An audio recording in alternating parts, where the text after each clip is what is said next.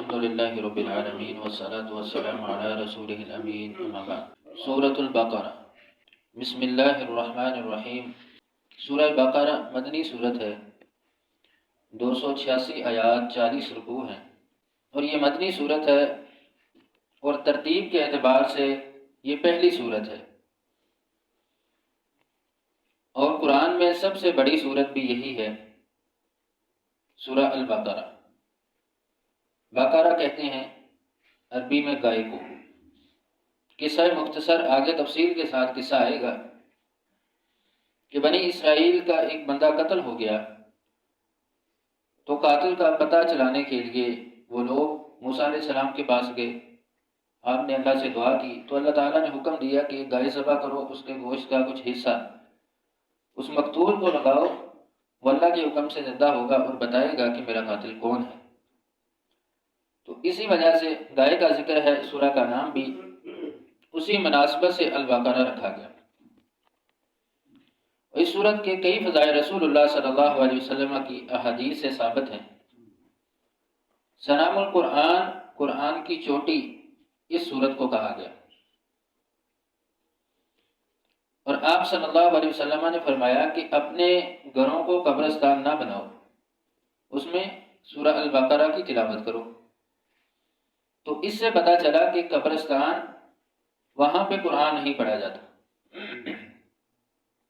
گھروں میں قرآن پڑھا جاتا ہے، اور اگر گھروں میں قرآن نہ پڑھا جائے تو وہ بھی قبرستان بن جاتے۔ دوسرا آپ نے فرمایا کہ جس گھر میں سورہ البقرہ کی تلاوت ہوتی ہے شیطان بھاگ جاتا ہے۔ اس سورہ کی آخری 2 آیات کے بارے میں فرمایا کہ جو سوتے وقت ان 2 آیات کو پڑھے گا تو وہ اس کے لیے کافی شافی ہو جائیں گے۔ اور ایک اور فضیلت آپ نے بیان کی کہ جو اس سورت کو پڑھتا ہے یہ اس کے لیے خوش قسمتی کی بات ہے، برکت کی بات ہے، اور جو نہیں پڑھتا اس کے لیے موج حسرت ہے، باعث حسرت ہے۔ جو پڑھتا ہے اس کے لیے باعث برکت ہے، جو نہیں پڑھتا اس کے لیے باعث حسرت ہے۔ آپ نے فرمایا کہ یہ 2 صورتیں، ان کو زہربین بھی کہا گیا کہ روشن 2 صورتیں، سورہ البقرہ اور سورہ آل عمران، جو ان کو پڑھنے والا ہے قیامت کے دن یہ ایک جھنڈ کی شکل میں آئیں گی، پرندوں کے جھنڈ کی شکل میں۔ یہ دونوں صورتیں یہ صاحبان بادلوں کی شکل میں آئیں گی، اور اپنے پڑھنے والے کے بارے میں یہ جھگڑا کریں گی۔ جھگڑا کس بات کا؟ کہ ان کو بخش دیا جائے، ان کو جنت میں داخل کر دیا جائے۔ تو اس سورہ کے کئی فضائل رسول اللہ صلی اللہ علیہ وسلم کی احادیث سے ثابت ہے۔ بسم اللہ الرحمن الرحیم۔ الف لام میم، حروف مقطعات۔ مقطعات کا معنی کہ کاٹ کر الگ الگ پڑھے جانے والے حروف۔ الف الگ، لام کو الگ، میم کو الگ، الگ الگ پڑھے جانے والے حروف، الف لام میم۔ ان کو حروف مقطعات کہا گیا، اور یہ 29 صورتوں کے شروع میں آتے ہیں۔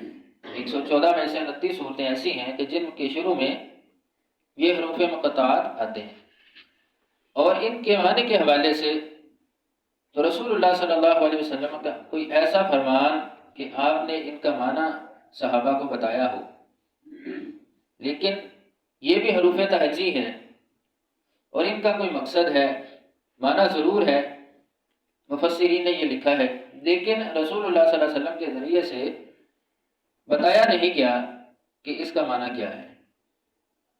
لیکن جو ایک بار راجع نظر آتی ہے تو یہ دوسرے جو لوگ قرآن کو یہ سمجھتے تھے، خاص کر کے مکہ والے، کہ آپ صلی اللہ علیہ وسلم جو ہیں قرآن کو اپنی طرف سے گڑھ کے لے آتے ہیں یا کسی سے سن کر پھر آ کے ہمیں سنا دیتے ہیں، تو ان کے لیے بہرحال یہ ایک چیلنج ضرور ہے، اور جو اس طرح کا عقیدہ رکھتے ہیں ان کے لیے چیلنج ہے کہ تمہاری بھی لغت ہے، تمہاری بھی زبان ہے، اس میں بھی حروف ہیں، تو اس طرح کا کلام لاؤ بنا کے، تاکہ واضح ہو سکے کہ تم جو بات کرتے ہو، جو عقیدہ رکھتے ہو، اس میں سچے ہو۔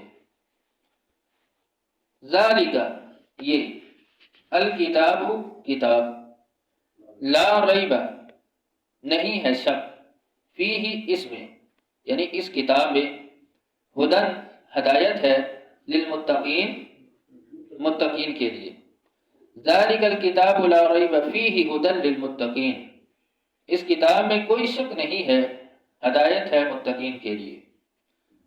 یہ کتاب منزل من اللہ ہے، اللہ کی طرف سے نازل کی گئی ہے۔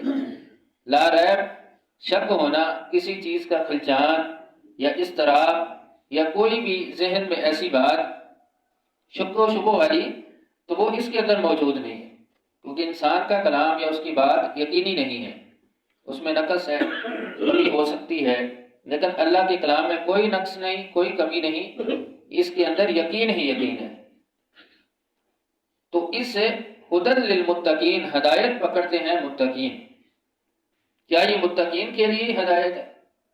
بلکہ قرآن تو سب کے لیے ہدایت ہے جو اس سے ہدایت پکڑنا چاہے، لیکن ھدی للمتقین کہا گیا کہ اس کی وجہ سے صرف وہی لوگ نتیجے پہ پہنچتے ہیں، وہی اپنے مقام کو حاصل کر سکتے ہیں، کرتے ہیں کہ جو متقین ہیں، جو اللہ سے ڈرنے والے ہیں، جو رہبر کی بات کو مانتے ہیں، وہی اپنے مقام کو حاصل کرتے ہیں، اور جو نہیں مانتے ان کے لیے اس میں پھر ہدایت نہیں ہے، وہ اس کا نتیجہ حاصل نہیں کر سکتے۔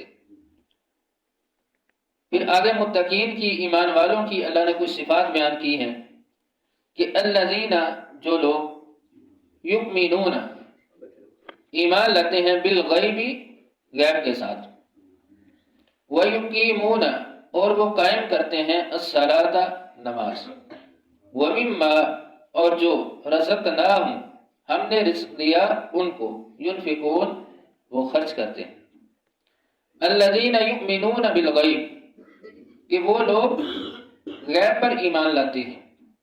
اب غیب میں ایمان لانا، ایمان میں کتنی چیزیں ہیں، رسول اللہ صلی اللہ علیہ وسلم نے واضح کیا ہے حدیث جبریل سے کہ جب ایمان کے بارے میں سوال کیا گیا تو آپ نے فرمایا کہ ایمان میں 6 چیزیں ہیں: اللہ پر، رسولوں پر، فرشتوں پر، کتابوں پر، یوم آخرت پر، اور اسی طرح اچھی اور بری تقدیر پر ایمان رکھنا۔